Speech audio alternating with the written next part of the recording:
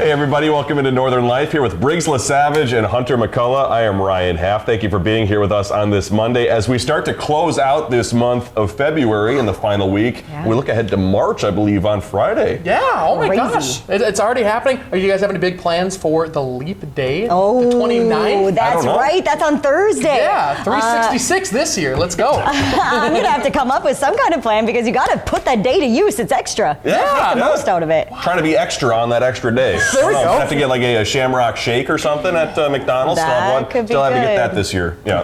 Not a big mint guy, Absolutely. but I try it once every I'm year. not either, but Yeah. I think it's you have to get it. Yeah. It's one of those things you have to tradition. do. That's Yeah. true. Well, hey, coming up today, we're off to Duluth's Lincoln Park neighborhood, getting to meet the owner behind the newest Asian cuisine place. It's called Bali. Ryan and Hunter also get to see how the perfect sushi roll is made. Well, it was so good. And just looks good. watching him do it was phenomenal. Yeah. And getting to eat it also was my favorite part. It was tasty, and the team there is spectacular, so I Yes. can't wait for you to meet them too. And plus, since we didn't get to it last week, we do have to talk about the Duluth story done by Comedy Central's The Daily Show. Also, a popular social media personality helps us break down what it takes to communicate as a Midwesterner. So a lot of fun there. But first, if you're watching us from the great state of Wisconsin, you're not too far away from reportedly the best cities in the U.S. So the U.S. News and World Report has shared 2024's top cities when it comes to the best quality of life. And in that top 10 list, Madison, Wisconsin came in at number 3, and Green Bay took the 7th spot. So that report measured how satisfied residents are with their daily lives by metro area, taking into account factors like crime, quality and availability of healthcare, quality of their education, and the average commute time. Wow. I will say, I grew up a Gopher fan.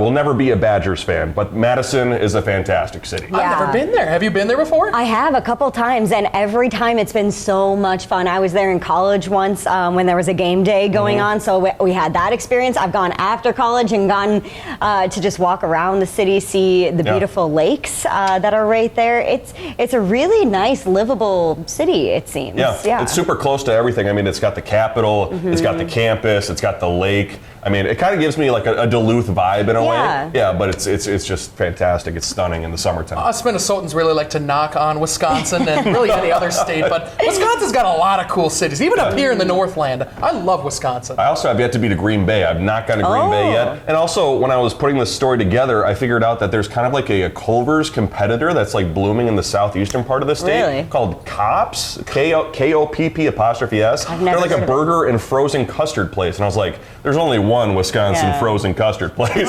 that's Culver's. Oh my I don't know, gosh. so might have to travel down there sometime and Culver's try is it from out. road Wisconsin. trip. Yeah, that's what I'm saying. It's Yeah. like they're trying to break into a market that's already there. Right. It's established. I don't get it. I've been to Green Bay a couple times. It was okay. I've only gone, for a Packers-Vikings game a couple times, which that part was great. I didn't get to really see much else of Green Sure. Bay. I've heard Lambeau Field, Lambeau Yeah. Bay, what's it called? Lambeau Bay. Lambeau Field is, Greenfield at Lambeau Bay. I've heard it's like the best stadium. Super cool. is. And it's one of the only ones left that there's not like individual seats. It's all benches, isn't it? You sit on benches. Yeah, for the most part, it is majority. benches. Yeah, I do Yeah. think they have some seats and possibly an addition that they added after the original stadium was built. But it is a really cool experience. It's nothing like nothing anything like nothing else you could see There we go. anywhere else. It's a Oh, Monday. gosh. We gotta get out there. Yeah. We gotta get out there Yep. sometime. If you haven't seen this video circulating online, it is too funny not to talk about. An Alabama family freaked out when their dad surprised his kids by shaving off his beard.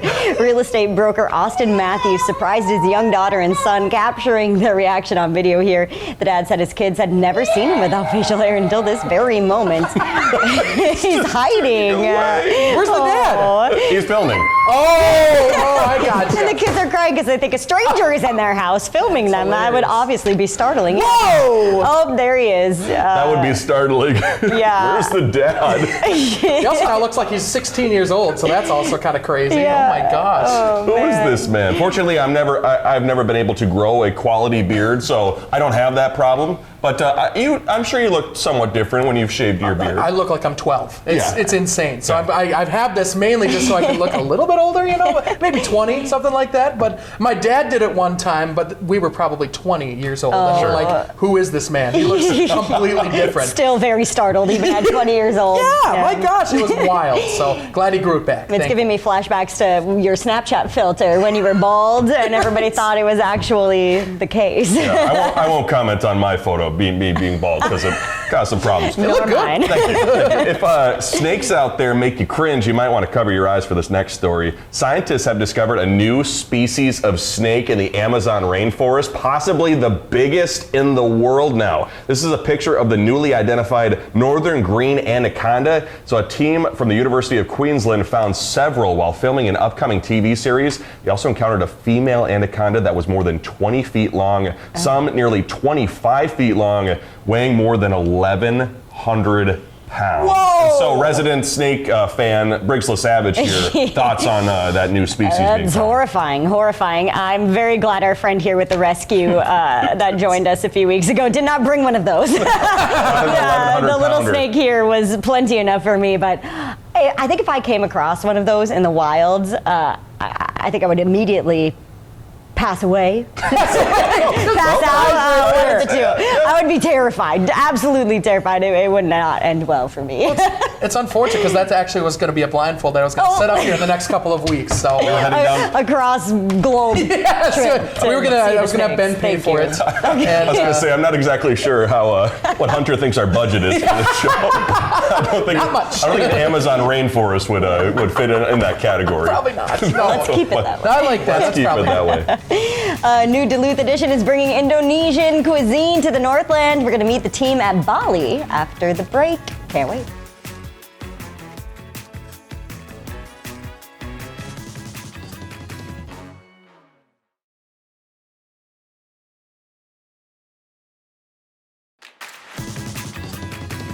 Welcome back, folks. In Duluth's Lincoln Park Craft District, there's a new spot that has taken their guests on a culinary adventure. Bali Asian Cuisine says their restaurant is dedicated to preserving the rich traditions and unique tastes of Indonesian cuisine while infusing it with a modern twist, too. Hunter and I actually got the chance to stop by the other day, learning more about their story and seeing how they make their delicious sushi.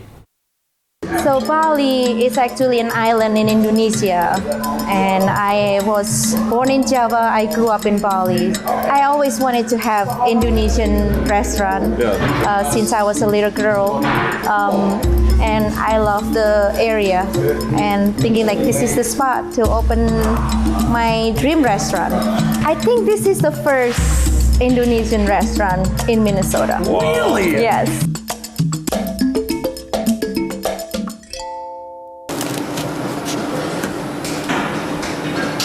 Was that like butter that you just put on your hand? It's olive oil Olive oil, to okay. make the rice is not stick on my hand. That makes sense. Okay. This is the seaweed. What's the seaweed? This is rice outside. Some sushi is like rice inside. Okay. Yeah. This is outside. This is the spicy mayo. Oh, spicy mayo. Jalapeno? Yes. And some people they want more spicy. We put the serrano in it. The serrano peppers? Yes, Oh my serrano gosh. pepper is more spicy than jalapeno. What is this, by the way? This is cilantro. Oh, yeah? Sure. What is cilantro? How does it taste, like normally in the wild? I don't know how to explain. Can you try a piece? Yeah.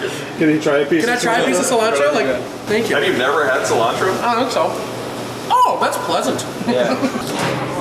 Oh, there's the fly.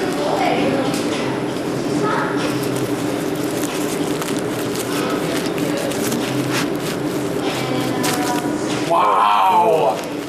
It's like magic. It is. It is like that.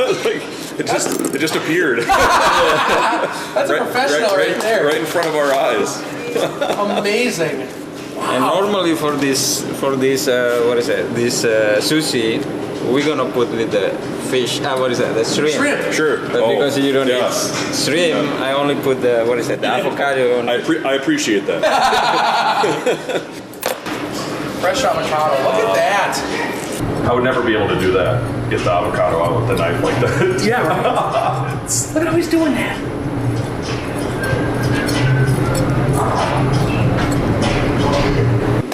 Unbelievable. Well, that's stunning. Unbelievable.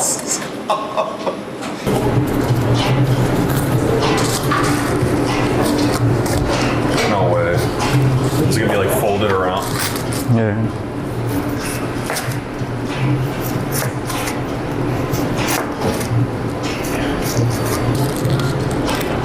Stop.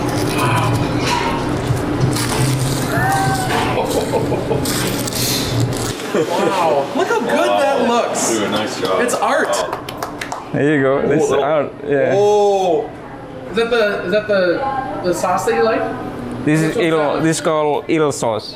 Sashimi. Yeah, sesame. We like sesame, totally. Oh. Unbelievable. Wow. That is. You could put that in a museum. I don't know if you can see like the section of that, but that's stunning.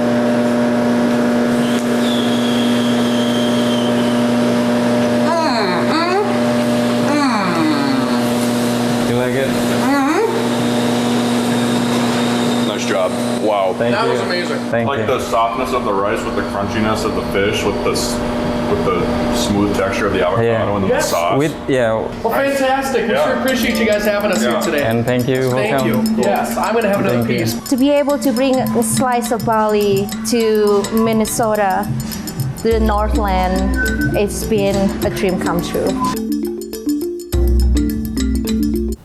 That was a fun morning. I'm hungry again. I'm going to go back there now. That was a fun That was an morning. absolutely fun morning to watch. Soko, I believe, put that sushi together and then have the precision to do the Yeah. avocado cuts and put them and assemble them. He used to be a artist, or he still is an artist, and so taking that artistry and taking it to sushi was quite incredible to watch. Yeah. Do you guys think you could roll your own sushi rolls now? Or?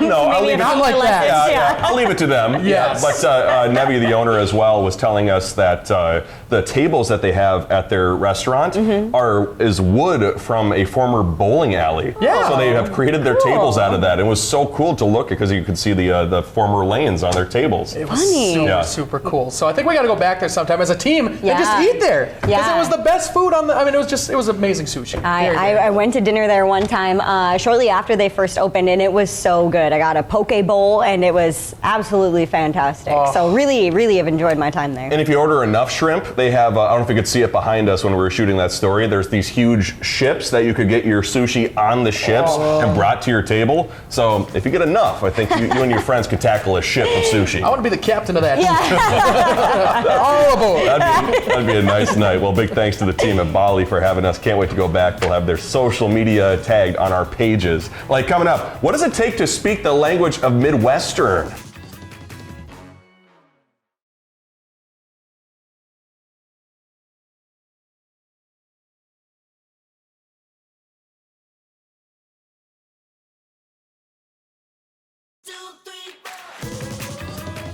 We all know the Northland can get extremely cold at times, but for visitors, it can be quite the shock. That was the case when Michael Costa from Comedy Central's The Daily Show stopped in Duluth recently doing a hilarious story about the city's weather. Probably the funniest part of the 6-minute segment, though, was his questioning of how to say Duluth and what you call people who live here. So what were you saying about Duluth? Duluth. What were you saying about Duluth? Let's be honest. Okay, there's no Dulutherans here. Is it Dulutherans? Dulutherians? Duluthians. Duluthians. All right, let's be honest. There's no Duluthians here, okay? This place sucks, right? It doesn't.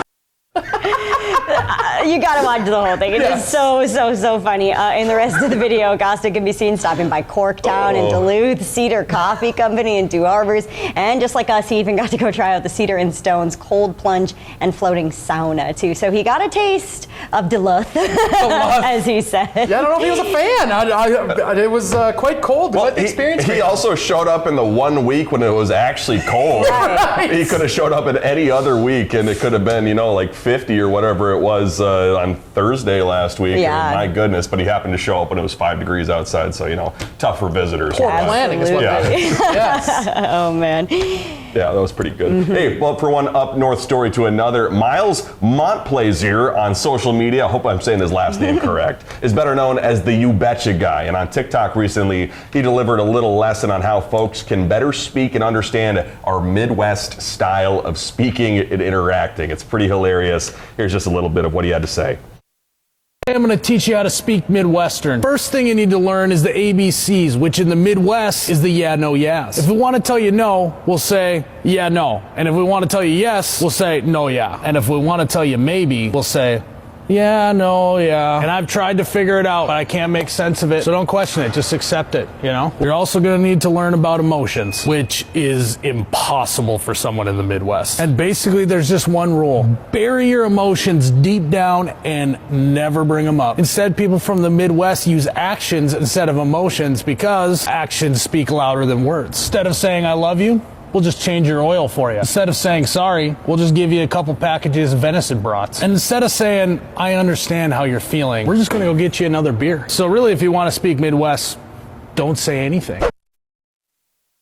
Pretty spot on, honestly. It is super spot on, especially growing up. Me and my mom are super, I don't know if you call us Minnesotan or Midwestern, and my dad's from New York. And so when it came to like talking about like, if one of us was angry, it'd be super passive aggressive. And so we wouldn't talk to one another. And my dad's like, you guys got to talk to each other, so you're not going to get anything done. And so yeah, certainly I can relate to the actions maybe speak louder than words when it comes to emotion. I find myself always saying, yeah, no. Seriously? Oh, no, yeah, I can do that. Yeah, no, yeah. You say, yeah, no, for sure. And then the person who's not from here, they're like, what are you talking about? Yeah. Are we on? Is it not on? What's going on? Just contradicted yourself 4 times. There's just something aggressive about saying the word no. You know, no is just so final. But no, yeah, That's no, true. it's, Don't be mean. It might not happen. Exactly. It's Minnesota nice. More like Minnesota passive aggressive, but it works either way. Oh, and hey, for the first time ever, Keystone Light is getting into the tinned fish game. The light beer is now collaborating with Fish Wife, selling their smooth snackle pack. It includes tin rainbow trout and beer in a special tackle box.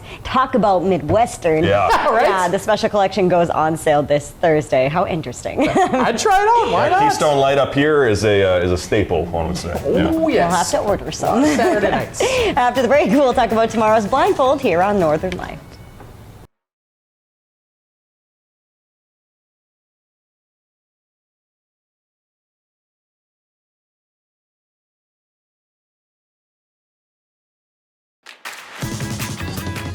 Welcome back. So when we were going to break there, I said Keystone Light is a staple up here. And I'd say a lot of people do enjoy Keystone Light up here, but other beers are also known as staples. I would say like McGolden. Yeah. McGolden's probably a big Coors. Minnesotan staple. True. Yeah, Coors Light, Coors. Grain Belt, Seth says behind the camera. Yeah. I'm trying to think of other ones that are kind of, those are kind of the main staples. Bush Light, maybe? Bush Light. That's my favorite, is Busch Light. Or as You Betcha guy says, Bush Latte. Bush Latte? Latte. Oh my gosh. If it's liquid though, it's going down the hatch. You know, it's good stuff. It's very good stuff. Old Fashions. Yeah, there we go. That's a different day. There we go. Well, coming up later on tomorrow on Northern Life, it's time for a Tuesday Blindfold. I surprised Ryan with a trip to Spirit Mountain where we took in some evening tubing on one of the hills there. Our director Seth even got to enjoy it with us. All 4 of us Nice. were kind of racing down the hill. It was a blast, and my gosh, like I said, just a ton of fun. Very cool to see the lights at night too. Yeah, I've never done that version of tubing. That looks like a whole lot of fun. It was speedy. And here's the other thing too that you kind of forget about Spirit Mountain. It's obviously right next to the part of I-35 where it looks over the St. Louis River, and it is stunning when you get up to the top of that hill there. So I highly recommend going tubing, and we'll show you that story coming up tomorrow. Stay tuned. Awesome. Can't wait to see it. Well, thank you so much for joining us today. We'll see you back here at the same time tomorrow. Have a great rest of your Monday. Find some time to throw a line, or just head outside to unwind. That's the life in the great North Woods. Hike or bike, whatever you like. Get out in the day, enjoy the night. Yeah, we got the life in the great North Woods. Yeah, we got the life in the great North Woods. Yeah, this is Northern Life.